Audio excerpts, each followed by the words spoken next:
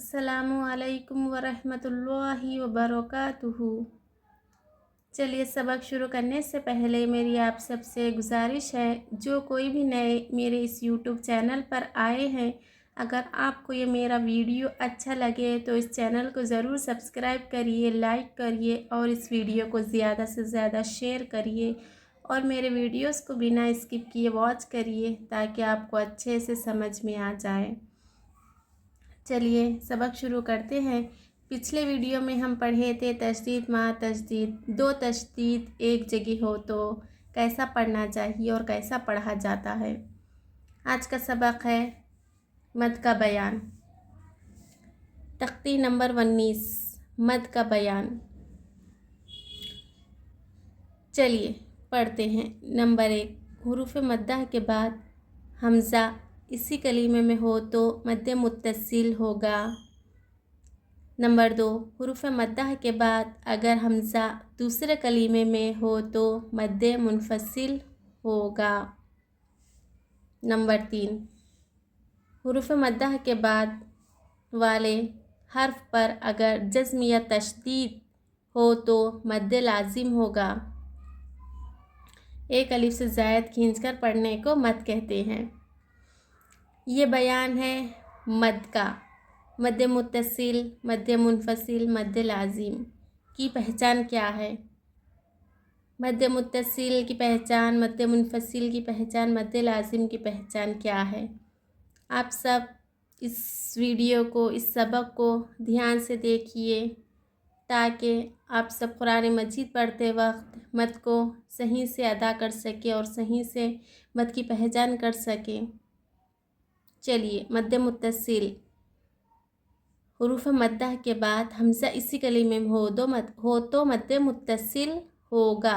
यानी हुरूफ मद्दा के बाद हमज़ा उसी एक जुमले में, उसी एक कलीमे में रहा तो मद्दे मुत्तसिल होगा। हुरूफ मद्दा कितने हैं? 3, अलिफ या वाउ। अलिफ या वाउ। अलिफ से पहले हरकत ज़बर रहा तो अलिफ मद होता। या साकिन से पहले हरकत ज़ेर रहा तो या मद होता। वाउ साकिन से पहले हरकत पेश रहा तो वाउ मद होता। ये 3 हर्फ हुरूफ मद्दा के हुरूफ मद्दा अलिफ या वाउ, ये तीनों हर्फ के बाद अगर हमज़ा उसी कलीमे में, उसी हर्फ में, उसी जुमले में, उसी जुज़ में रहा तो वो मद क्या कहा जाएगा? मद्दे मुत्तसिल।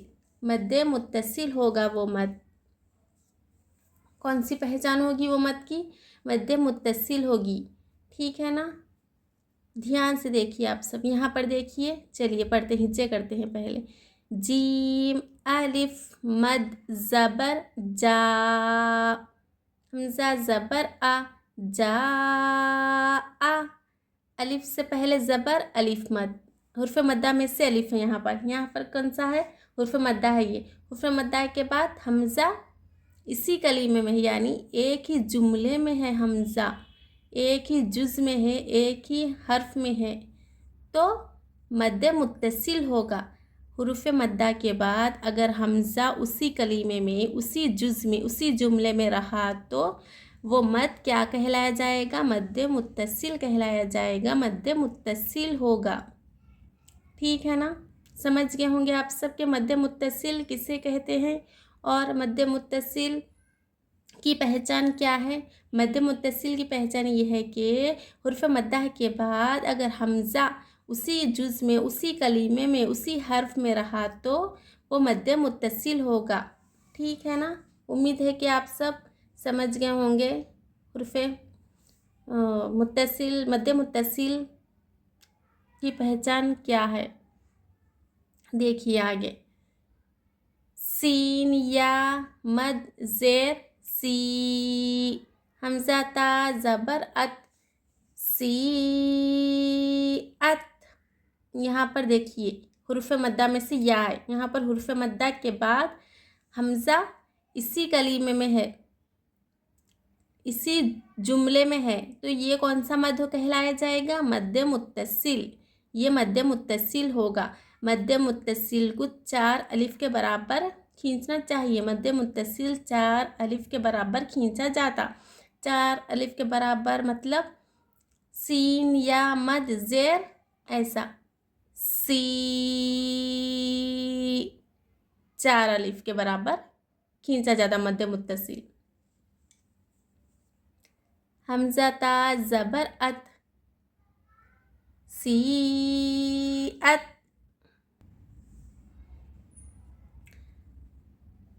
यहाँ देखिए सीन वाउ पेश, सीन वाउ मद पेश सू,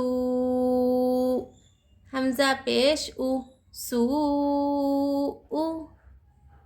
वाउ मद के बाद हुर्फ मद्दा के बाद हुर्फ मद्दा वाउ मद है। यहाँ पर हुर्फ मद्दा के बाद हमज़ा इसी कलीमे में है, इसी जुमले में है, तो ये मद मद्द मुत्तसिल होगा। ठीक है, 4 अलिफ के बराबर खींचकर पढ़ना चाहिए। समझ गए होंगे, उम्मीद है कि आप सब मद्द मुत्तसिल समझ गए होंगे कि हुर्फ मद्दा के बाद अगर हमज़ा उसी कलीमे में उसी जुमले में रहा तो वो मद मद्द मुत्तसिल कहलाया जाएगा। ठीक है ना। यहाँ पर भी हुर्फ मद्दा के बाद हमज़ा इसी कलीमे में है, मद्द मुत्तसिल। यहाँ पर भी हुर्फ मद्दा के बाद हमज़ा इसी कलीमे में है, मद्द मुत्तसिल होगा। चलिए अब हम पढ़ेंगे मद्द मुनफसिल की मिसालें। मद्द मुनफसिल की पहचान क्या है? यहाँ पर देखिए या मद है, या मद के बाद हमज़ा दूसरे कलीमे में है, फ़या ज़ेर फ़या मद ज़ेर फ़ी, ये एक जुमला हुआ। ये अमरिना एक जुमला हुआ। ठीक है ना। ये या मद के बाद ये वाली हमज़ा दूसरे कलीमे में है, इसी कलीमे में हमज़ा रहा तो वो मद्द मुत्तसिल होगा। हुर्फ मद्दा के बाद हमज़ा उसी कलीमे में रहा तो मद्द मुत्तसिल होगा। हुर्फ मद्दा के बाद हमज़ा दूसरे कलीमे में अलग जुमले में रहा तो वो मद्द मुनफसिल होगा। ठीक है, ये अलिफ की शक्ल में हमज़ा दिख रहा है ना आपको।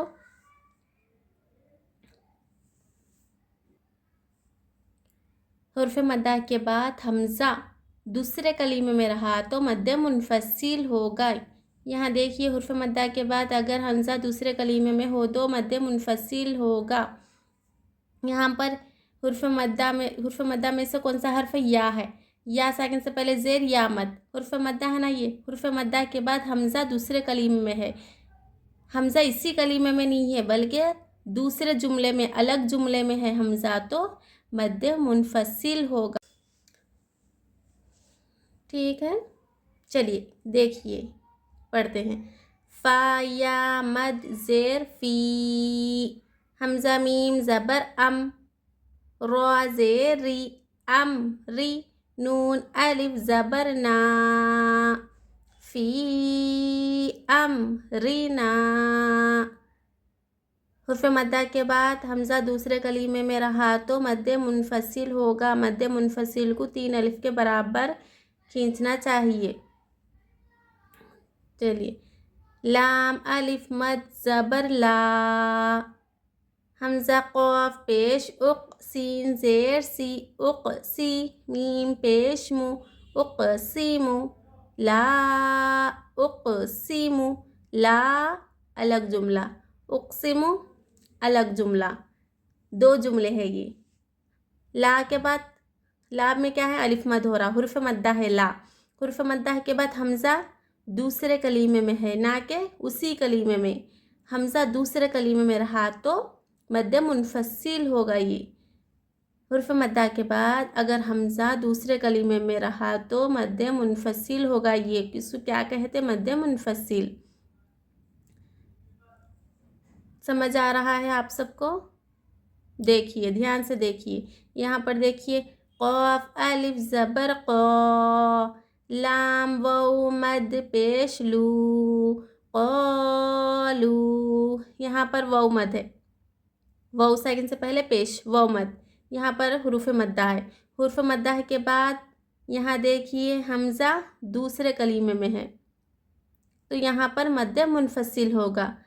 क़ाफ अलिफ ज़बर क़ा, लाम वाउ मद पेश लू, क़ालू। हमज़ा नून ज़ेर इन, नून अलिफ ज़बर ना, इन्ना। قالوا ایک جملہ، انا دو جملہ، حرف مدہ واو کے بعد یہاں پر حمزہ دوسرے کلیمے میں ہے، حمزہ دوسرے کلیمے میں رہا تو مد منفصل، حمزہ اسی ایک کلیمے میں، حمزہ حروف مدہ کے بعد حمزہ اسی ایک کلیمے میں رہا تو مد متصل، حروف مدہ کے بعد حمزہ دوسرے کلیمے میں رہا تو مد منفصل۔ امید ہے کہ آپ کو سمجھ آ رہا ہوگا۔ دیکھیں یہاں پر مد لازم کی پہچان دیکھیے، حمزہ لام مد کھڑا زبر آل، حمزہ کھڑا زبر آل، نون زبر نا، آل آنا۔ یہاں پر دیکھیے آپ سب، کھڑا زبر، کھڑا زبر، کھڑی زیر، الٹا پیش، یہ تینوں حرف مدہ کے قائم مقام رہتے۔ کھڑا زبر الف مدہ کے برابر ہوتا، الف مدہ کے قائم مقام ہے، تو یہ بھی کیا ہوا؟ حرف مدہ ہی ہوا۔ کھڑا زبر بھی، کھڑا زبر الف مدہ کے برابر رہتا، کھڑی زیر یا مدہ کے برابر رہتی، اور الٹا پیش وہ مدہ کے برابر رہتا، تو یہ کھڑا زبر بھی حرف مدہ ہی ہوا۔ حروف مدہ کے بعد یہاں پر دیکھیے 3 نمبر میں دیکھیے، حروف مدہ کے بعد والے حرف پر اگر جزم یا تشدید ہو تو مد لازم ہوگا، مطلب حروف مدہ کے بعد والے حرف پر جزم یا تشدید مشدد ہو تو یہ مد لازم ہوگا۔ یہاں پر حرف مدہ کھڑا زبر ہے، اس کے بعد والے حرف پر کیا ہے؟ جزم ہے، جزم رہا تو یہ مد کون سا مد کہلایا جائے گا؟ مد لازم، ٹھیک ہے نا؟ دیکھیے آگے دیکھیے، جیم مد زبر حاج، جیم واو پیش جو، حاجو، کاف زبر کا، حاجو کا۔ یہاں پر دیکھیے حرف مدہ ہے، حرف مدہ کے بعد والے حرف پر کیا ہے؟ تشدید، مشدد ہے، تشدید ہے، تشدید رہا تو مد لازم ہوگا۔ حرف مدہ کے بعد والے حرف پر جزم یا تشدید ہو تو وہ مد لازم کہلاتا ہے۔ مد لازم کو 5 الف کے برابر کھینچنا چاہیے، 5 الف کے برابر کھینچا جاتا ہے مد لازم۔ واو صاد زبر وصوت، فا مد کھڑا زبر صوف، وصوف، فا کھڑا زبر فا، وصوفا، تا زیر تی، وصوفاتی۔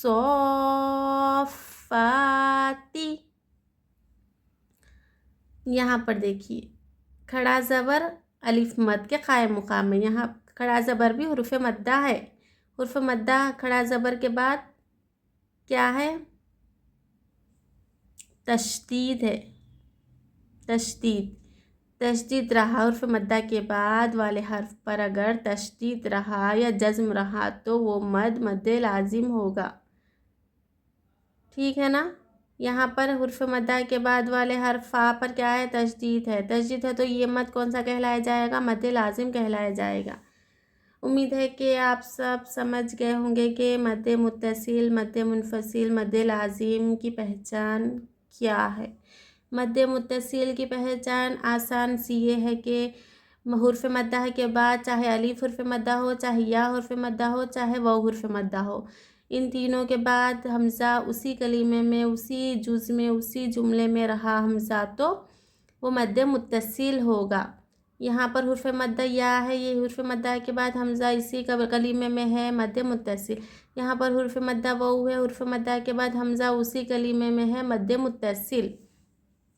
مد منفصل، حرف مدہ کے بعد حمزہ دوسرے کلمے میں رہا تو مد منفصل ہوگا وہ، ٹھیک ہے نا؟